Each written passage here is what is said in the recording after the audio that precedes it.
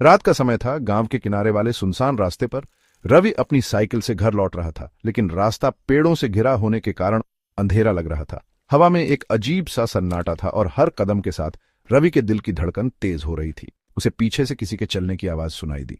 उसने मुड़कर देखा, लेकिन वहां कोई नहीं था। रवि ने इसे अपना भ्रम समझकर अनदेखा कर दिया और साइकिल चलाते रहा। तभी एक ठंडी हवा का झोंका आया और उसकी साइकिल खुद खुद रुक गई। कौन है? रवि ने कांपते हुए पूछा। अंधेरे में से एक काली छाया उभरने लगी। वह धीरे धीरे रवि के पास आ रही थी। उसके पैर जमीन से ऊपर लटके हुए थे और उसकी आंखों से खून जैसा कुछ टपक रहा था। रवि की आवाज गले में अटक गई। तूने मेरी जमीन छीनी थी।